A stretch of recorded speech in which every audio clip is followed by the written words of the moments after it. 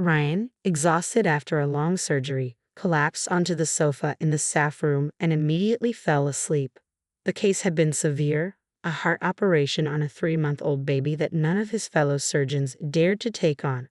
The unfortunate child's parents had spent the entire night in the corridor, unable to sleep. When a nurse came out and announced the surgery was successful and the patient would live, they rushed to the ward, but were not allowed in. "Go home, rest, and come back tomorrow," the nurse told the parents, who were barely standing. "Can we at least talk to the doctor?" asked the mother. "Mr. Levy won't see you now. He's been in surgery for over 5 hours. All questions can wait until tomorrow," she replied. The hero of the day, Surgeon Ryan Levy, slept without even removing his glasses, completely drained. None of his colleagues dared to disturb him. He was admired in the hospital, a young man of 37 with a successful career and hundreds of grateful patients. The interns adored him, and he had a beautiful wife, but for some reason, he didn't seem happy. He spent most of his time at work, taking extra shifts and complex surgeries.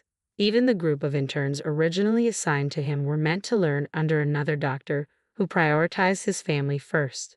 Despite his workload, Ryan earned a modest salary, almost all of which went to his wife's whims.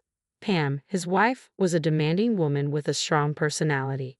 She worked as a makeup artist, opened her own salon, and invested all her earnings into her business. Therefore, Ryan had to cover the rest of their expenses. Pam was dissatisfied that her husband spent so much time at work. Grateful patients offered Ryan gifts and assistance for successful surgeries, but he, a man of conscience, refused, believing he was just doing his job. This also upset his wife. Ryan's rest after the surgery was short. He fell asleep in the staff room at 4:00 a.m., and at 7:00 a.m., a phone call woke him up. "Hello." "Hi, Pam," he answered, still half asleep. "Hi, did you spend another night at work?" she asked, displeased. "It was a difficult case, a 3-month-old baby with a heart defect. I finished just over 3 hours ago." "How did it go?" "Successfully." "You're coming home now, right?" asked his wife. "No, I have to meet the parents at 9:00 to discuss the surgery. I'm working until 6:00 today," Ryan replied. "You could have taken the day off." Her voice grew darker. "After such overtime, I'll soon forget what you look like." "Dear, put yourself in their shoes," the husband defended himself. "They also spent the whole night here. It's their own flesh and blood. I can't leave people in such a situation. Good thing you woke me up. I need to freshen up a bit." "You can't leave anyone but me. I hope they properly thank you for saving their child's life," Pam said. "Stop that. You know my principles," Ryan said firmly. "We have nothing at home. I walk to work because there's no money for gas, and you have principles. Why work around the clock if they don't pay for it?" Pam exclaimed and hung up the phone. The day at the hospital continued calmly and steadily. Patient checkups, paperwork, diagnosis. At lunch, Ryan met with his colleague, a therapist, in the cafeteria. This was a good friend from university days. Unlike Ryan, his friend Tony was not struggling financially and was happy in his marriage. "Heard you did surgery on an infant last night?" Tony inquired. "Yes, all night in the OR. Now I need a double portion of coffee," Ryan replied. "You don't take care of yourself. Didn't go home." "And why would I?" To again face Pam's unhappy expression, Ryan sighed. "You should accept gratitude at least once. Maybe that would change her mood," suggested Tony. "Why is everyone on my case? I'm just doing my duty. I took an oath, just like you did."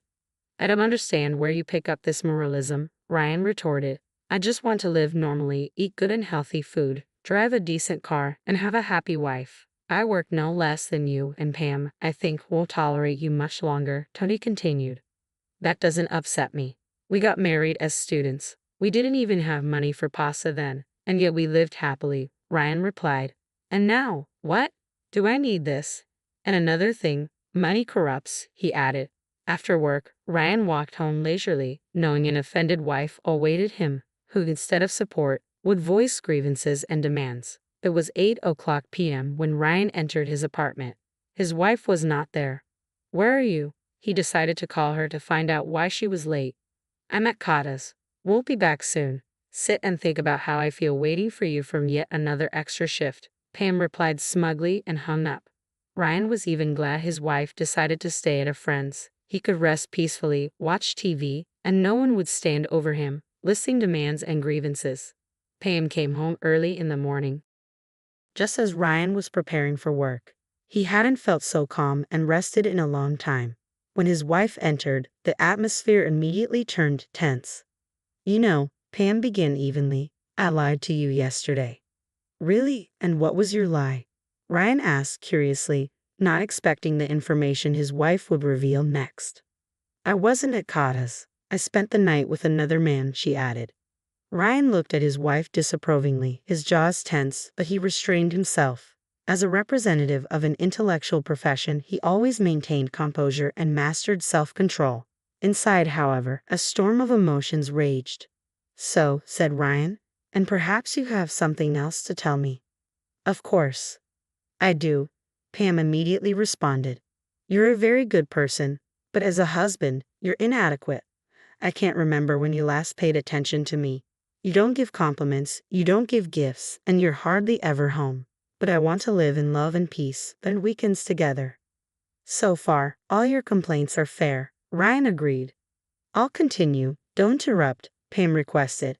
"On another lonely weekend, I was walking in the park. A man approached me and began to court me beautifully. You didn't even notice that I bring home bouquets or that I have new jewelry," she said. "I noticed the bouquets and thought they were gifts from work. But you're right about the diamonds, I didn't pay attention," Ryan admitted. "This is what I'm talking about. You don't look at me at all. In short, I fell in love with this man. It's been going on for several months. He's wealthy, has his own business, and devotes all his free time to me. So sorry, but I'm leaving you," Pam declared. "Okay, perhaps you deserve such a life, to be loved and showered with jewels." "Of course, I couldn't give you that," Ryan responded. "I need your consent for a divorce. I'm moving out today," added Pam. "Unexpected, but I have nothing to say to you. You want a divorce, you'll get it. I hope your conscience doesn't trouble you too much," Ryan replied. It was hard for him, but he didn't resist his wife's departure. In any case, things had been heading this way for a long time. Thus Ryan was left completely alone. His life had nothing but his beloved work. After the divorce, Ryan's days became indistinguishable from each other. Tony supported him, though he scolded him for losing such a woman as Pam.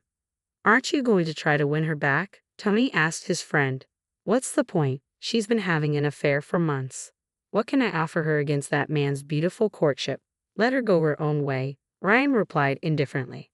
One day, the routine hospital life was disrupted by a scandal. A homeless woman with severe abdominal pain was admitted. She needed urgent surgery, but no doctor was willing to take on the case. "Get her out of here," shouted the nurse at the paramedics. "Look at her. She reeks, she's dressed in who knows what, her skin's already gray. The woman's a goner. Where do we take her?" "Back to the street," the paramedic protested. "We have a regime here. We can't admit such patients. Other patients will catch something from her. Take her back where you found her," the nurse insisted. "How can I throw a poor woman out on the street, Julia? You should be helping people, and you're pushing me to sin," the paramedic argued. Ryan heard the commotion from his office. He wasn't busy, so he decided to find out what was happening in his department. "Julia," Ryan addressed the nurse, "what's all this commotion? The patients are frightened." "Take a look," the girl replied, pointing to the paramedics with the stretcher. "This fool brought in a homeless woman and they demand we operate," the nurse added. "Why wasn't I informed?" Ryan asked sternly. "Is the operating room ready?" "What? You're going to operate on her?" No doctor agreed. "We'll catch some infection," the nurse retorted. "Quickly prepare the patient and the operating room for surgery," Mr. Levy ordered, calling the assistant. "We must help everyone, not just the chosen few." The nurse rolled her eyes and gestured to the paramedics where to place the patient. Ryan examined the woman and confirmed the need for immediate surgery. A few hours later, Ryan emerged from the OR. The surgery was successful, and the woman would live. The doctor ordered her to be transferred to a ward. The patient had no documents, so she couldn't be admitted formally. Mr. Levy took personal responsibility to keep her in the hospital.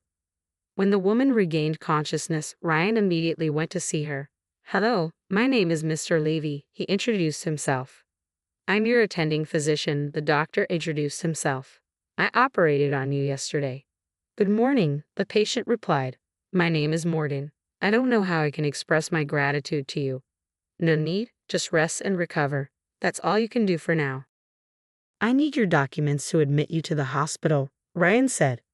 There might be a problem with that. Morgan looked noticeably sad and averted her gaze.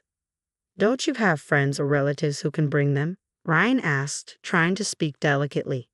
Not exactly. I'm not sure if my documents are intact, and the girl who might have them definitely won't want to help me, she replied. Give me the girl's number. I'll talk to her myself, Ryan offered. I don't know her number, Mr. Levy. I don't have any documents, Morgan admitted. Ryan left the room, leaving the conversation unfinished. He was unsure how to proceed.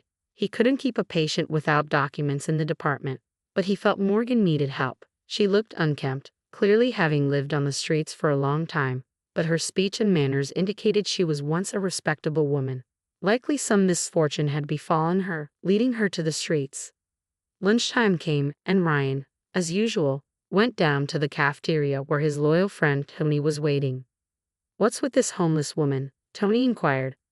Let's not refer to patients that way, Ryan chided, then added, how do you know all this already? I just call things as they are. Rumors spread fast, and your nurses need more work. They've informed the whole hospital. When do they find the time? Tony shrugged. So what are you going to do with her? Did she bring her documents? She just regained consciousness, says she doesn't have any documents, Ryan replied. And you forbid me to call her anything. There's something about her, something human. I don't know how to explain it. She doesn't seem like the typical street dweller. I think she was deceived or something. You'll have problems, you realize that, Tony said, looking at Ryan as if wanting to let him in on a secret. Of course I understand, but I also can't throw her out on the street with a fresh wound, Ryan said. Take her to your place, Tony laughed. Pam left, there's space. Your ever-reliable savior. Ryan didn't respond to his friend's sarcastic joke, but thought maybe he should indeed offer her a place to stay temporarily until she recovers. What are you pondering so intensely? Tony asked. I was joking, but you're seriously considering taking her home. Nothing. Ryan dismissed his friend. Eat, it'll get cold. After lunch, Ryan went back to the problematic patient. He wanted to find out what had happened to her and how he could help. Morgan, sorry I left you this morning, but I needed time to decide. Tell me the address of this girl. I'll go and get your documents, Ryan proposed. Mr. Levy, it's complicated. Amber won't give you the documents. I'm not even sure she has them, Morgan replied. Who is Amber and why won't she help you? Ryan asked, not understanding. Morgan burst into tears. She didn't want to dive into painful memories, but she realized she needed to tell her story for clarity. I was married, Morgan began, to a very good and well-off man. We met after his divorce. He had a daughter, Amber, from that marriage. She was 12 when we met. She disliked me immediately, but I didn't try to replace her mother. I just wanted to establish a friendly relationship. I failed. We lived together for several years. Amber grew up, finished school, but never moved out. Then Dennis, my partner, died of lung cancer. The grief didn't bring Amber and me together. She hated me even more. A month after the funeral, she kicked me out onto the street. That girl is crazy, she threatened me with a knife. I ran away in my house clothes. Of course, at that moment, I wasn't thinking about gathering documents or any belongings. I was scared for my life. Morgan finished her story. What a nightmare. Ryan was horrified. Didn't you try to go back home? I tried, but it was useless. Amber changed the lock, even though I didn't take the keys with me. Every time I came home, she threatened to kill me. Then a young man moved in with her, and he beat me every time I tried to enter the apartment. Didn't you go to the police? Ryan asked. I did, but what was the use? They wouldn't even listen to me. I had no documents and looked unkempt. They threatened to lock me up for 15 days if I didn't leave the station alone. Amber later threw some of my things down from the balcony, but I didn't get any documents or the money I had saved. It's been over a year. I think she got rid of all of it. Maybe she even sold the apartment. She always wanted to move.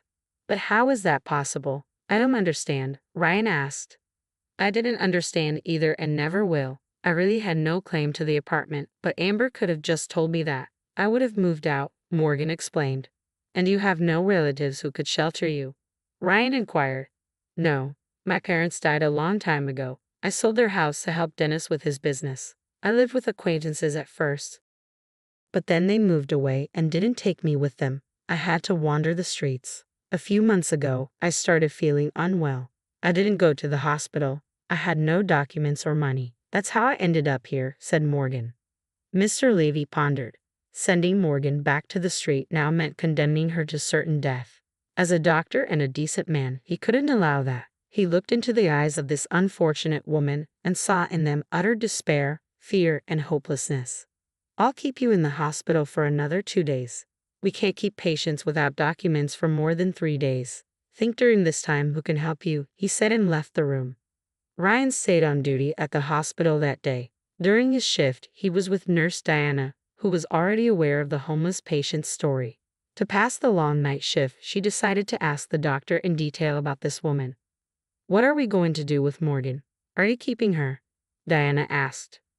For 2 days, Ryan replied, and don't look at me so accusingly. Are you suggesting we throw her out on the street like an unwanted kitten?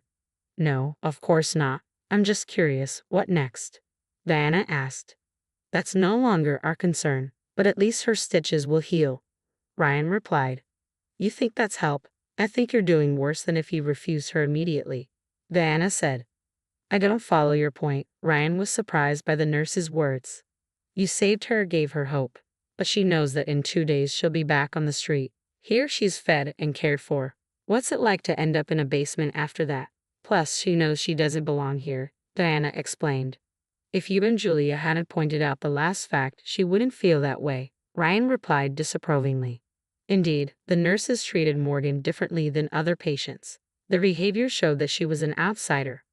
I would ask you to stop such behavior, Ryan said firmly. Sorry. Honestly, she doesn't seem like our usual homeless, Diana said suspiciously. That's right. Morgan found herself in a difficult life situation, and for an hour now, I've been racking my brain on how to help her. Did you check on her in the evening? How is she feeling? Ryan asked. I forgot about her completely, Diana suddenly remembered. What? So you didn't give her the evening injection? Ryan looked at Diana sternly. No, I forgot, Diana replied. Then go and do it, Ryan ordered sharply. Diana hurried to get the medication and rushed to Morgan's ward. Moments later, she burst out screaming, Call for help, Mr. Levy, urgently. Diana was pale with fear. The doctor immediately jumped up and headed to the ward. What happened? He asked on the run. She seems to have died, Diana said, trembling with fear. Hurry, there's blood everywhere. She cut her veins. Why are you dawdling? Ryan exploded in anger. Never seen blood? Didn't study medicine? Ryan checked Morgan's pulse and quickly examined her. She's alive. Everything's fine. Bring bandages, alcohol, needle, and thread. We'll stitch her up, Mr. Levy declared. They stopped the bleeding and stitched the wounds. All the while, Morgan was conscious and crying nonstop, murmuring, Why are you saving me? At that moment, Diana truly felt sorry for this woman. If not for her forgetfulness, the situation could have ended much worse. You saved my life again, Morgan said as Ryan finished applying the bandage. But what's the point? I'll have to return to the streets where I'm unwanted. Why do I even need such a life? Every life is important, Ryan replied. Have you decided to move from our department to psychiatric care? Morgan didn't understand his joke. After a suicide attempt, I'm obligated to refer you to a psychiatrist. Actually, you've thought of a good solution. There, you will live under a roof and in warmth, Ryan said. I didn't have that intention. I truly see my situation as hopeless, Morgan defended herself. You're a good person, but it's clear I'm doomed to the psychiatric hospital. Maybe it's a way out, Morgan said. No, you can't imagine what awaits you there. You don't look or talk like a mentally unstable person. I need to go. Can I leave you alone and trust that you won't harm yourself again, or should I arrange for a guard? Ryan asked. Please forgive me. I promise I won't cause you any more trouble, Morgan replied shamefully. If it weren't for my forgetful nurse, I wouldn't have saved you, Ryan said as he left. You've been given another chance. Think about it. You're an adult woman, and you're resorting to such things. Mr. Levy left the ward, his head spinning. Diana, give Morgan a sedative. Let her sleep. Then we can be sure the shift will end without incident. Can I trust you won't forget about this? Ryan asked. The nurse nodded obediently and went for the medication. Ryan tried to sleep, but rest eluded him. He lay awake all night analyzing what had happened. How desperate must this woman's situation be to resort to such an act? Any life, even the most miserable, is better than death. He couldn't simply let Morgan go. She was doomed in that case. He decided to let her stay with him. He lived alone, was hardly ever home, and having a woman around would help with the household chores. It might sort itself out eventually. With these thoughts, he drifted off to sleep and had a strange dream. In the dream, Ryan found himself in a room with many doors. He tried to open them, but none would budge. He yelled for help, but no one responded. In desperation, he began breaking down the walls. After much effort, one collapsed, revealing Morgan in a similar situation. He approached her, took her hand, and all the doors in both rooms opened, letting in bright light. Ryan woke up. What a nightmare, he said to himself. Now I understand what it feels like to see no path or hope. Ryan took the dream as a sign. He felt empathy for Morgan. Her life was a room with closed doors. Without Ryan, she faced certain doom. She was a lifeline for him too. Maybe this encounter would help them both. After the prophetic dream, Ryan was more determined to invite Morgan to his place. He needed to think about how to politely and carefully offer this option to her, knowing she was a proud woman who might refuse. Ryan decided to wait and offer Morgan help on the day of her discharge to ensure she would definitely agree and not change her mind. The day came when Morgan had to be discharged. Ryan went to her ward early in the morning. "Hello, I have good news for you. We won't be keeping you here any longer. You're being discharged today," Ryan said as optimistically as he could. "Honestly, I don't share your joy. It's a sad thing but somehow funny," Morgan replied. "Have you thought about where you'll live?" Ryan asked. "I have many options, under a bridge, behind a fence, in an alley. Don't worry, I'll find a place," Morgan said. "I'd like to offer you a solution, but I want to warn you, I'm not insisting. You can refuse if it makes you uncomfortable," Ryan started, pausing to make sure Morgan was listening attentively. "I live alone. My wife left me so I could use some help around the house," he continued. "Are you inviting me to your place?" Morgan clarified. "Yes, I genuinely feel sorry for you.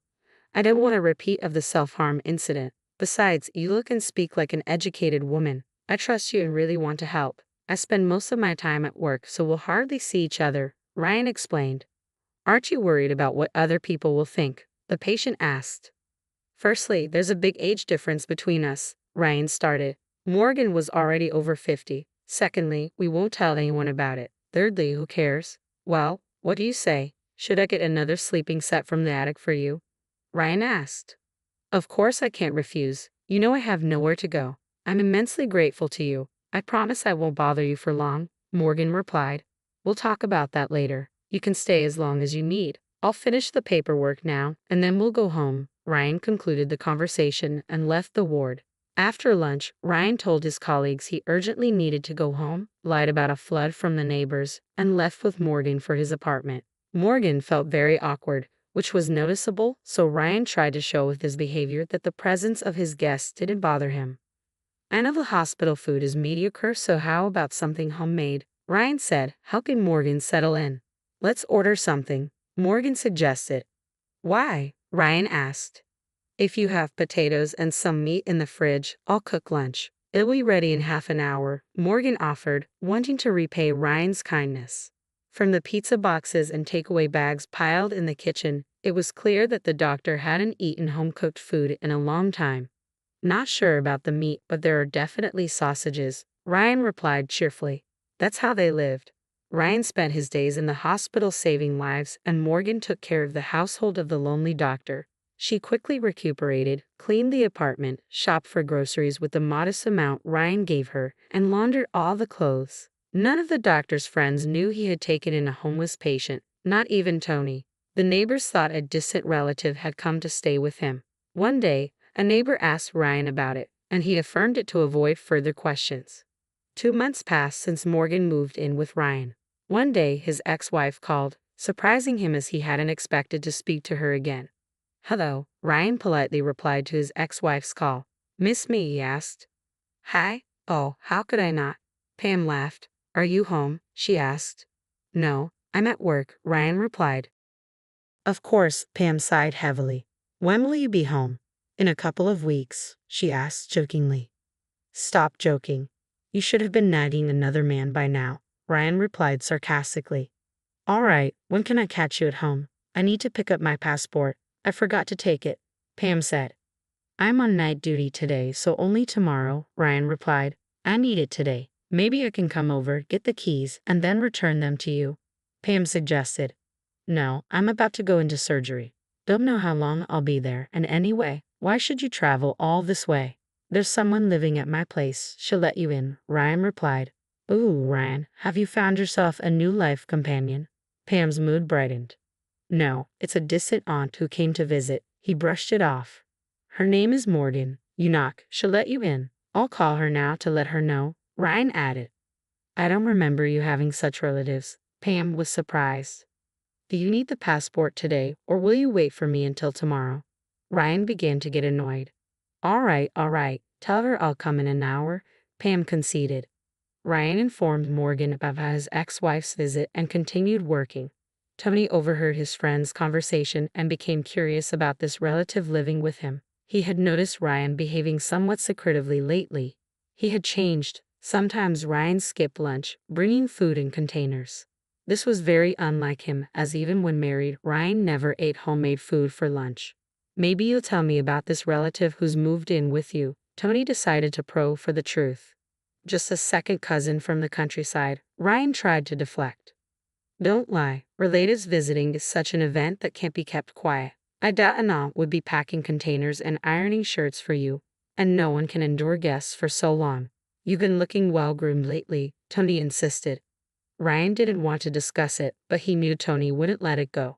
All right, I'll tell you, but let's agree right now. No judgments or preaching from you, Ryan conceded. Remember the homeless woman I operated on? She tried to harm herself, truly had nowhere to go. I couldn't just throw her out on the street like unwanted stuff. I invited her to stay with me, and in return, she's managing my household, hence the food and iron shirts. It's like living with my mom again, Ryan confessed. Tony had a lot to say to his friend but held back as he had promised. I just feel sorry for her. She's not bothering me, Ryan said. And how long is this going to last? Forever? Tony asked. Morgan is working on getting her documents back. Then she'll find a job, stay on her feet a bit, save some money, and move out, Ryan explained. Pam arrived at Ryan's apartment about an hour and a half after the call. Morgan was a bit nervous about this meeting, even though Ryan had settled everything and explained to his ex-wife. When Morgan opened the door, she hurriedly disappeared into another room, recognizing the visiting woman. She hoped Pam hadn't recognized her, but Pam also remembered the familiar face. They just greeted each other. Pam quickly took the documents and left. All day she tried to recall where she had seen Morgan before and remembered in the evening. Ryan's phone was bombarded with calls from Pam. Hello, dear, Ryan greeted sarcastically. Do you want to take something else from me? No, we need to talk, replied his ex-wife. Interesting. About what? Not over the phone. You said you're off tomorrow. Let's meet then. All right, if it's that urgent. Better in the evening then. At 5 o'clock, I'll send you the location, Pam said. I'll reserve a table, Pam replied and hung up. Ryan was intrigued. When he returned from work, Morgan was already awake and preparing breakfast. He decided to ask if Pam had said anything during her visit. So, how did you find my wife? Ryan asked. A very striking woman. You're a fool for letting her go, Morgan laughed. Yes, she's beautiful. Such a woman shouldn't live in conditions I can provide, and I agree with her on that. But she has a fiery temper. Did she say anything yesterday? Ryan asked. No, we just greeted each other. She left very quickly, Morgan said. Ryan pondered. He noticed Morgan was a bit nervous when he asked about Pam, so he thought something must have happened between them either yesterday or before. He decided to wait for the evening to find out. Pam, like any self-respecting woman, arrived 20 minutes late to the cafe. Ryan was starting to worry she wouldn't come when she finally entered. His ex-wife seemed to look younger and more beautiful than before. Divorce has done you good, Ryan made a dubious compliment. I can say the same about you. Your new housemate takes good care of you, Pam replied. She's my aunt, just helping around the house, Ryan dismissed. It's about her I wanted to talk to you, Pam said, getting straight to the point. Are you sure she's your relative? She'd asked. Pam, what kind of questions are these? Are you jealous? Ryan said. No, where do you get that? She came from the village, hence her domesticity, Ryan explained. Pam nodded but pursed her lips. Ryan knew her well. This action meant she didn't trust him. I don't understand you. You cheated on me, left me, and now, after a few months, you decide to make a scene of jealousy. Ryan asked. Oh, who needs you?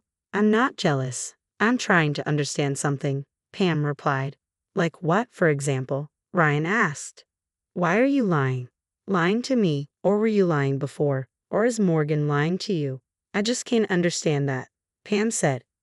Can you be straightforward enough with your riddles? I can't stand the suspense, Ryan said. I know this Morgan, Pam finally said. She was a regular visitor to my salon, almost every day for hair and makeup, leaving us considerable sums and tipping the girls so much they sometimes forgot about their salaries. Now I'm curious, if you have such a relative, how could I not know about her? And you're lying to me, she didn't come from any village, Pam said. You must be confusing her with someone else, Ryan doubted. Stop, you remember your richest and most grateful client, don't you? Pam asked. Of course, Ryan replied, feeling a knot tighten in his stomach.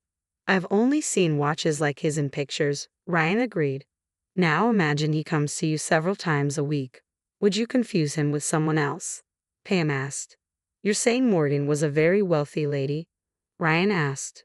Very much so. She was a role model for me. At 55, she looked fantastic and took care of herself, always with branded bags and glasses.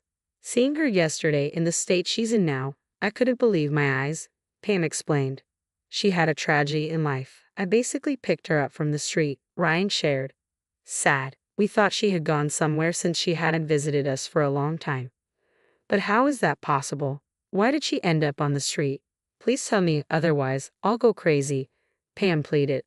Ryan couldn't resist her pleading look. She often used it when she needed something. Besides, he understood Pam wouldn't let it go. He then told Morgan's story from the beginning. Do you know anything else about her? Ryan asked. She only told me that her husband died and the stepdaughter kicked her out. No other specifics, Ryan said. I don't know much about her. I remember her husband dealt with jewelry, and she was into charity. A very kind woman. That's all. It's a pity her life turned out this way. Well, I'm off. I'm flying on a trip tomorrow morning. Good luck, Pam finished. The former spouse said goodbye, and Ryan walked home, mulling over the information he had received. Life can be so unpredictable. One moment you have wealth and connections, and the next, everything vanishes like a dream. Even if Morgan restores her documents, she won't be able to regain her former status. Ryan arrived home and decided to ask his house guests about her past life. They had been living under the same roof for 2 months and knew nothing about each other's past. Morgan, why don't you talk about your ex-husband? Were you unhappy with him? Ryan asked. No, we lived very well. Only Amber was a problem. But Dennis wasn't my husband. We just cohabited, she replied. What was Dennis like? What did he do? Ryan inquired. He was a kind man. I didn't want to rush when he proposed to me. He had a dream of moving to a country house with his own terrace, garden, and pool. Morgan began her story. Why didn't you move? Ryan asked. We didn't have time. He bought a house that was falling apart. We all advised against it, but he insisted. The plot was indeed nice with a forest right behind it. He went there every weekend. We never understood why, Morgan replied. Having your own house is good. I'd also like to swap my cramped apartment for a house in the forest, Ryan said. When Dennis died, Amber immediately put the house up for sale at a ridiculously low price. She didn't need it at all, but I wouldn't have minded living there, away from the city bustle, Morgan said. A thought struck Morgan. She straightened up, her eyes alight with excitement. They decided to check if the listing was still available. Ryan had forgotten that Morgan never answered his main question. He handed her his phone, and she frantically started searching for the listing. After about 10 minutes of scrolling, she exclaimed triumphantly, Here, look at this beauty. Initially skeptical, Ryan became genuinely interested. The nature is beautiful. The house itself is so-so, honestly, Ryan said. But the forest as a holiday retreat is a great option. Dennis wanted to completely redo the house and move there. It would be great to fulfill his dream and live there someday. Morgan sighed. Are you suggesting I should buy this plot? Ryan chuckled. Why not? Morgan replied enthusiastically. I don't know about your financial situation, but the price is ridiculously low. I think Amber would be only too happy to get rid of the property, maybe even give a discount. The price is attractive and the house is within the city limits. Considering it as a holiday home is convenient, Ryan pondered. You know, I have some savings, but that's my last money. If I buy the house, I'll have no safety cushion left. I'm not insisting. We just decided to look at this house for fun, Morgan apologized. But you've piqued my interest. I'll think about it. Ryan really started considering buying the house. It seemed impractical to spend money on unnecessary real estate, but it could be seen as an investment. If he renovated the house and improved the plot, he could sell it at a higher price. The next morning, Ryan woke up with the same thoughts about the house. He decided to consult his friend, though he guessed what Tony would say. That's a good idea. Tony unexpectedly supported his friend. Seriously, Ryan, I thought you'd try to dissuade me after your idea of taking in a stranger from the street. Buying a house seems very sensible. They laughed. Ryan showed Tony the photos of the house. Tony praised the plot and the forest. The house will need some investment, but otherwise, it's fine. The price is excellent, Tony concluded. I think initially I'll use it as a holiday home, then in a couple of years maybe save up, renovate, and sell it. Unless I change my mind, Ryan shared his plans. Go for it. I'll be first in line for the barbecue, Tony said. In the evening, Ryan decided to talk to Morgan again. He thought to ask if she wanted to join him in inspecting the house. Morgan was frightened by the suggestion. The seller is Amber. If she sees me, you won't be able to buy the house, she added. That's true. What should I be prepared for in dealing with her? Ryan asked. I think she'll be polite with you. She's not a bad girl, just inexplicably hateful towards me, Morgan said. Ryan called the number in the listing. A very friendly girl answered. If he hadn't known how she treated Morgan, he would never have thought someone with such an angelic voice could be capable of evil. The viewing was scheduled for Saturday. Ryan quickly reached the plot, noting this as an additional plus for the house. Amber, a young beautiful girl with a sporty figure, was waiting for him. She greeted him politely, gave a tour of the house and plot, and said she was selling urgently, so she was ready to reduce the price a bit more. Ryan agreed to buy the house. While Amber showed him around, he noticed her unusual walk and that she often held her back. Congratulations on the purchase. I hope you'll be happy here, Amber said as they parted ways. Sorry for the indiscreet question, Ryan politely said, but I see you take care of yourself and do sports, certainly not at an amateur level. Yes, I'm a fitness trainer, Amber confirmed his guess. Have you visited a surgeon recently? Ryan asked. Actually, no. I just can't find the time, though I should. Lately, I'd often have back pain, Amber replied. That's why I asked. You see, I'm a surgeon, and I can confidently say you have a herniated disc, but I'll need an examination to confirm, Ryan said. Oh, is it serious? Amber was frightened. If it's not too advanced, medication might help, but it looks like you'll need surgery. I'll write down my hospital address. Come back tomorrow, and we'll check your back, Ryan said. All right, I'll come by. Definitely need to give you a discount then, Amber smiled. Ryan didn't tell Morgan he had decided to help the girl who had seemingly destroyed her life. He simply shared the good news about buying the house. How was it? Did you like it? Morgan asked. Very nice, fresh air. I didn't inspect the house thoroughly, but Amber is practically giving it away with all the stuff left by your dentist. I think she didn't even touch them, Ryan replied. Good, maybe we'll find something useful for us. I'd like to see what he kept there. I was only there a couple of times. Dennis often went to the house alone, Morgan said. We'll do the deal after the weekend. On Tuesday or Wednesday, we can go there as owners. I'll take a couple of days off work, Ryan concluded. The next day, as agreed, Amber came to the hospital. Unfortunately, the diagnosis was confirmed and she needed surgery. Since she was leaving soon, they didn't delay. The hernia was removed the next day. Amber stayed in the hospital for a couple of days, so the house deal was postponed. Hello, Diana, Amber addressed the nurse. You have a wonderful doctor, Ryan Levy. He performed surgery on me yesterday. Yes, the nurse agreed. He is a remarkable specialist. You were lucky to have been in his hands. I think so too. I would like to thank him. Can you tell me what he prefers? Cognac or whiskey? Or maybe just money? Amber asked. It's useless, girl, replied Diana. He doesn't accept any gifts, so don't bother. Just say it in words. How strange, laughed Amber. Such people still exist nowadays. It's not right. He didn't have to help me. He is kind and not mercenary, the nurse added. Amber left thoughtfully, suspecting the nurse might not know her boss's true intentions. When it was time for discharge, Ryan invited Amber to his office to complete the paperwork. Congratulations, today we're setting you free, Ryan joked. You are a very good person, Ryan. I'm glad we met. You can count on a good discount for the house, and this is for you too, Amber said, offering a package for the discount. Thank you, but keep this. I don't accept gifts for my work, Ryan said. Amber, slightly disappointed, glanced at the package. The nurse was right. An amazing person, she thought. But I must thank you. You spent your time on me, Ryan pondered, seeing an opportunity to help Morgan. He decided to reveal his thoughts. If you really want to show gratitude, you can do a good deed for me. Amber reached for the package again, but the doctor stopped her. No, not gifts. You can also do a good deed for me, he said. I know a woman whose life you negatively impacted, Ryan said. Amber was puzzled. A woman? I'm not sure who you mean, she replied cautiously.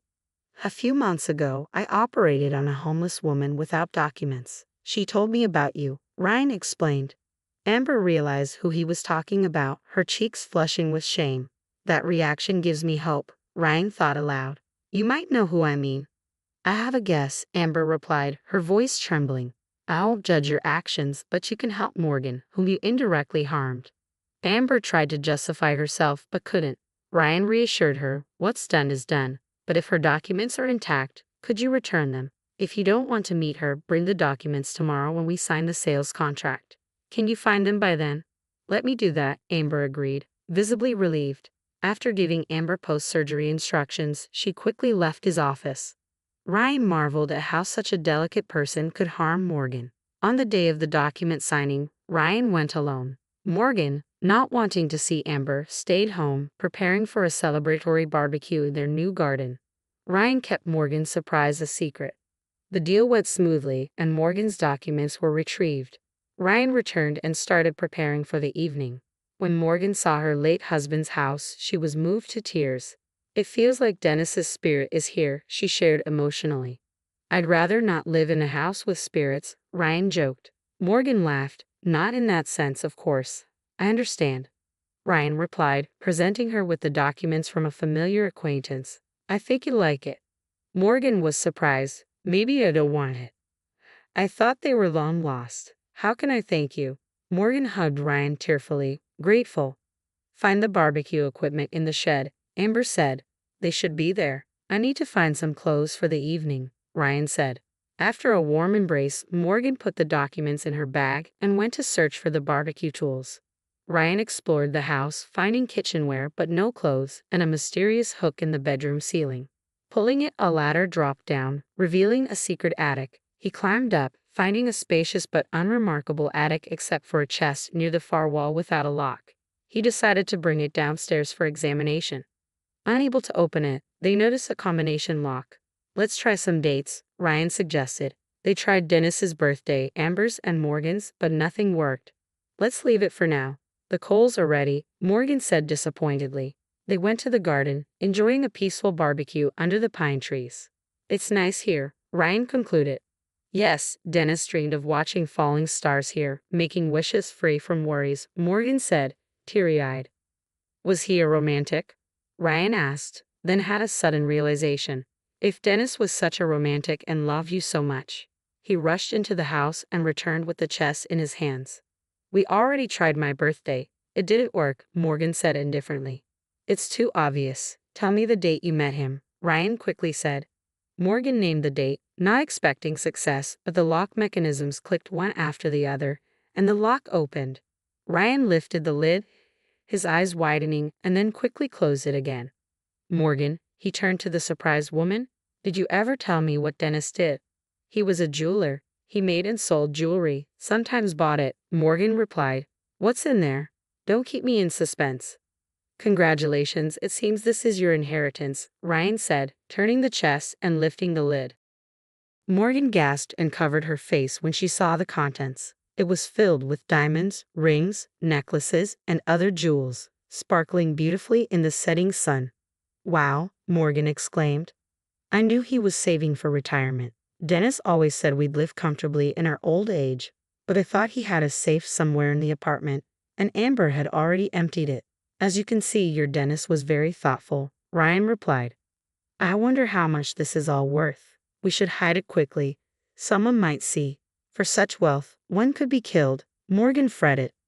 I agree. Let's celebrate with the most expensive champagne. We can afford it now, Morgan joyfully declared. What will you do with all this? Ryan asked. You mean, what will I do?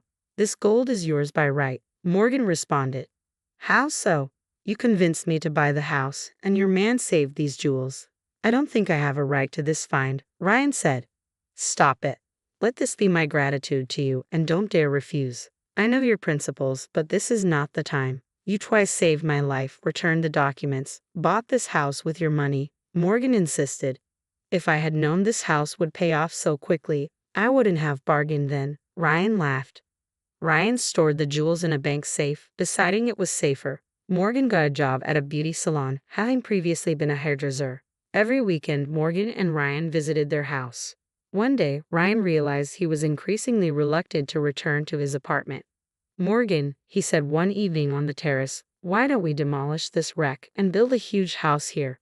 We have the money. Morgan supported the idea. The nature here is beautiful. It would be wonderful to live in this place. I'll sell my apartment, Ryan said.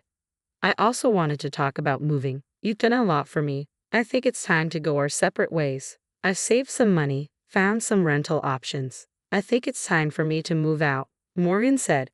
Wait, Ryan shook his head. Why live in rental apartments when we have so much money? You can buy several apartments in any area of the city. I repeat, I don't claim the jewels. I have principles too. Suppose I move here. My apartment will be free, Morgan countered. I don't urgently need to sell it, but honestly, living alone in a huge house wouldn't be to my liking. When we're together, we're lucky, so I'm not chasing you away. You become like family to me, Ryan said. You're kind of like a younger brother to me, Morgan smiled. The conversation about moving was closed. Ryan started the construction despite the newfound wealth. He didn't work less and entrusted the demolition and construction to a hired crew. Morgan continued working at the beauty salon. One day, a young woman named Wendy came to Morgan for a haircut, trying to hide her face behind dark glasses. Hello, Wendy, Morgan greeted. Those glasses suit you, but they'll hinder my work. What's the problem? Wendy sadly removed the glasses to reveal a large boil above her eyebrow, significantly marring her beautiful face. I'm invited to a wedding. Look at this. Can you do a hairstyle to hide this monstrosity? Wendy asked. Of course, I'll help you, Morgan responded. The styling took several hours, so Morgan decided to chat. Did you see a doctor? She asked Wendy. No, Wendy replied carelessly. Why? It's just a pimple. I tried to squeeze it, and it swelled up. Girl, this is not just a pimple. The inflammation is spreading to your eye. Let me give you the number of a good surgeon. He'll help, Morgan insisted.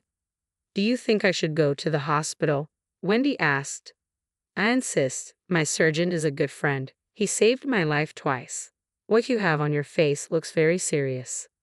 Okay, give me the number. I'll go for a consultation, Wendy agreed. Morgan gave her the number and warned Ryan to expect her. 2 days later, Wendy came for a consultation. Ryan examined her and decided the boil needed to be cut out and the pus removed. This is surgery, Wendy asked, frightened. Don't worry. Everything, including preparation, will take no more than 30 minutes, Ryan reassured her. If you're not in a hurry, I can do it right now, he offered. Wendy agreed, and the operation was successful. Afterward, Ryan met his friend Tony in the corridor. You seem mysterious today, Tony noted. In what way? Ryan didn't understand. You're too happy. Maybe it's because of your patient who just left, Tony said. Well, yes, she's pretty. It's always nice to help a beautiful woman, Ryan replied. No ring on her finger. You should ask her out, Tony winked. It's time you started a personal life, friend. I don't think she'd agree, Ryan replied. I'm sure she would. She seemed so happy, as if she hadn't had her forehead cut open but a Thai massage, Tony said. Whatever, Ryan dismissed his friend, but pondered asking Wendy out. He liked her, though he doubted her reciprocal feelings. Wendy went straight to the beauty salon after the operation. On the way, she bought a box of chocolates. Morgan, I want to express my gratitude, Wendy said, approaching her. I see you visited the doctor, Morgan noted, pointing to the bandage. How did he go? Great, what was I afraid of? Ryan has such beautiful eyes. I looked into them and forgot about everything. I didn't even feel when they cut my forehead. Wendy laughed. Is he, by the way, unmarried? Morgan perked up. A very wonderful single man, really, Wendy pondered and twirled a strand of hair around her finger. I caught the bouquet at the wedding. Well then, it's fate, Morgan laughed. But I won't make the first move. What if he didn't like me? Wendy said. If you want, I'll find out. If he liked you, he'll call, Morgan offered. I'll arrange it. Maybe it's really meant to be, Wendy agreed. Well, tell me, is he really as good as he seems? I've had a bad relationship experience before. My ex-fiancé beat me, wouldn't let me go out without him, though at first he was also very nice and friendly, Wendy explained. How awful. Ryan isn't like that, I can tell you for sure. He's a surgeon. He saves people's lives. Would I recommend a tyrant to a girl? Morgan countered. In the evening, Morgan decided to subtly find out if Ryan was attracted to her acquaintance, but she didn't know how to do it without him realizing she liked him. But Ryan himself started talking about the girl, which pleased Morgan very much. Wendy came by today, Ryan started casually. Good. I thought she wouldn't dare, Morgan pretended. And how is she? Fine. Everything was removed in 30 minutes. She'll be as good as new in a week, Ryan replied. And overall, as a person? Morgan asked curiously. What do you mean? Ryan didn't catch her answer. Well, as a girl, is she pretty? Morgan was burning with curiosity, eager to match these two. Pretty interesting, Ryan replied a bit shilly. And she's single. I mean, she doesn't have a man. What's going on? Ryan began to suspect. Did you send her to me on purpose? Of course, she intentionally grew a boil on her eye to seduce you, Morgan feigned anger.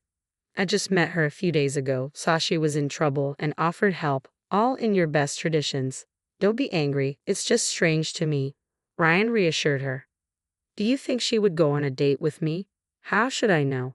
Morgan shrugged, though she was actually delighted. Do you still have her number? I do, but I think it's wrong, Ryan said. An adult man, and still hesitating. Morgan teased, were you this indecisive when you first got married? It was easier in my youth, Ryan excused himself. What if she thinks I'm using my position? The number was not for dating, she might think I'm some kind of maniac. Now you've become an old man. You're still young, my dear friend, and you're asking an old woman for advice, Morgan chuckled, amused by Ryan's modesty and shyness. Send an SMS, ask how she feels after the surgery, and things will unfold from there. Ryan did so, and they texted all evening. Morgan understood from Ryan's pleased smile that the date would happen. The next day, it wasn't a day off, but Ryan got up early, shaved, took several showers, pulled out all his shirts, and tried on every tie several times. Why are you dressing up so meticulously? Morgan asked, hearing the commotion. I have a date with Wendy today. Just thinking about what to wear, Ryan replied. Right now, it's 8:00 a.m. Aren't you starting too early? Morgan laughed at her friend. I'm nervous. What's so funny? Ryan was a little offended. I haven't had a date in over 10 years. The more you worry and dress up, the worse it is. I'm telling you as an experienced woman, relax. If you're already interesting, half the job is done, and your excessive efforts will only make it worse, Morgan advised. Oh, Ryan threw up his hands. Thanks for the advice. Help me choose a shirt. None of these. They're all outdated. Wear jeans and a t-shirt. We're going to a restaurant, Morgan said. Ryan didn't understand her at first. To the store. We'll buy you a proper suit and shirt. Throw all this out, Morgan laughed. Morgan helped Ryan choose a suit. He bought a huge bouquet and went to the restaurant. The date went well. Wendy revealed she was a reporter on a local channel, involved in charity volunteering, helping the elderly and homeless animals. Ryan fell in love with her at first sight. It seemed Wendy was as nervous as he was, but after hours of conversation, they both relaxed and felt confident. Wendy confessed she was afraid to start new relationships due to a sad experience. Ryan shared that he too had a failed marriage. They quickly found common ground, talking as if they'd known each other for years. They discovered they shared musical tastes, liked the same movies, and much more. By the end of the evening, it was clear they couldn't let go of each other. The next day, Wendy visited Morgan to share her impressions of the date. "You look happy," Morgan noticed. "It must have gone well." "Wonderful," Wendy confirmed. "I think I'm in love." "How do you know him?" "I've never met such kind and decent men," Morgan told Wendy, recounting the story of how she met Ryan, how he helped her, and shared that she lived with him, clarifying that she saw him as a younger brother or even a son. Wendy listened attentively and realized Ryan was even better than she thought. Their living together didn't bother her, and it didn't seem Morgan had romantic feelings for Ryan. Ryan and Wendy's relationship blossomed. A few months later, Ryan told her about his wealth, trusting her as she had never shown mercenary traits. He shared his future plans and offered for them to live together once the construction was finished. Wendy agreed. Her feelings for him didn't change after learning about his wealth. She loved him for who he was, not for his money. Her only concern was that he spent too much time at work. Both Tony and Morgan told Ryan he needed to reduce his workload. He had already lost one wife due to work and couldn't lose Wendy. Wendy talked to Ryan's colleagues, all praising him as a great specialist. She decided to do a report on him. Ryan initially refused because he didn't consider his work heroic. Then Wendy decided to make a series of reports about the city's doctors. With colleagues' persuasion, Ryan agreed to participate. The work won a television award. Wendy dedicated the victory to her beloved. When she went on stage to receive the trophy, Ryan joined her and proposed. The hall applauded. It was very beautiful and romantic. Wendy said yes. Life went on. The couple eagerly awaited their move. Morgan was finishing her last days at the salon, planning to quit. Ryan offered her to manage the household. On her last day, Amber came to Morgan for a dye job. Morgan was nauseated by the name. No matter how much time passed, she could never forget her stepdaughter's deed, and the name would only be associated with her. Morgan's surprise was immense when Amber, her old acquaintance, actually walked into the salon. "Hello, did you make a mistake with the hairdresser?" Morgan asked, barely containing her aggression. "Hi, Morgan. No, honestly, I specifically made an appointment with you," Amber said, looking at her stepmother with a puppy dog gaze. "What are you staring at? Sit down. What color are we dyeing?" Morgan asked, sarcastically. "I'm not dyeing my hair. I came to talk. I'll pay for the appointment," Amber replied, showing generosity. "Well, if you want to speak, let's go to the break room," Morgan said. Amber sat down opposite Morgan and couldn't hold back her tears. "I'm so sorry. Forgive me," Amber managed to say. "Don't cry. The past can't be changed," Morgan comforted her. She even embraced the girl she had been ready to chase away minutes earlier. "I miss Dad," Amber said softly. "It's hard for me too. He probably wanted us to reconcile," Morgan replied gently. "Of course it was his dream," Amber replied. "He would never forgive me for what I did to you." "Don't worry, I'm fine now. Thanks for returning the documents," Morgan said gratefully. "When that doctor told me about you, I wanted to disappear into thin air. I think that was when I fully realized the disgrace of my actions." "Yes, Ryan is a wonderful person. If it weren't for him, I wouldn't be here," Morgan said. "Does he live in that house now?" Amber asked. "No, he demolished it. He's building a new, big house there," Morgan replied. "Ah, so nothing of Dad's dream remains. Maybe that's good. It's time for me to let go," Amber said thoughtfully. "Honestly, when I drove you out, I thought you had somewhere to go. You had so many friends, acquaintances. But as it turned out, in that circle, everything was about money." "I have something else to tell you," Amber straightened up and wiped her tears. "I'm having a baby," she said. "What joy. Congratulations," Morgan sincerely rejoiced. "How far along are you?" "Very early, 4 weeks." "Are you still with the same young man?" Morgan asked. "Yes, he's changed. He's become very caring. He also asked to apologize for raising his hand. He did it because I asked." "I'm so ashamed." Amber cried again. "Stop. We won't remember that anymore. I'm glad everything is fine for you," Morgan comforted her. "You shouldn't get nervous. You can always count on my help. It's almost my grandchild or granddaughter." "Yes, thank you," Amber said. They sat in silence for a while, drinking water to calm down. "Your story about the doctor impressed me so much. He's an extraordinary person. Did you know he helped me too? I had a hernia that I didn't even know about. He diagnosed me with one look and performed the surgery," Amber continued. "Ryan is a true professional," Morgan confirmed. "I think," Amber continued, "if I have a boy, I'll name him after that doctor, and if it's a girl, after you. You're so kind. I'm very touched, Amber smiled and hugged Morgan. She believed in Amber's sincerity but chose not to mention the found treasures. Morgan felt they rightfully belonged to Ryan, and Amber probably received a significant inheritance from her father. They talked for another half hour until Morgan's next client arrived. The construction of the house was nearing completion. It was time to prepare for the move.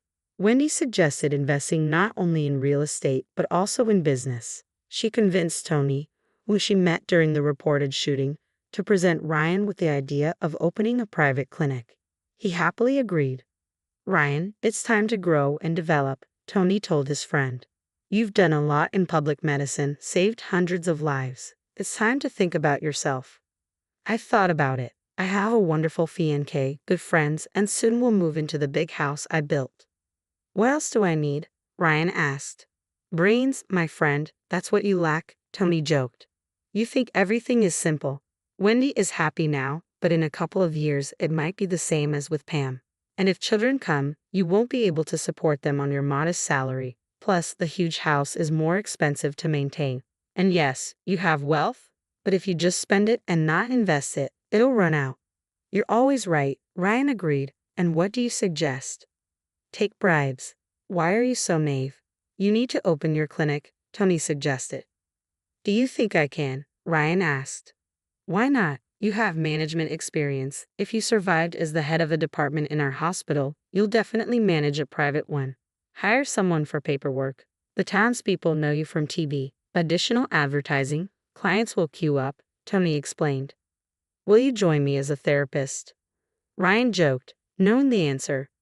"I can even be the director if needed," Tony laughed. In a month and a half, the house was completed. Ryan, Wendy, and Morgan moved in. Ryan sold his apartment. He couldn't let Morgan go.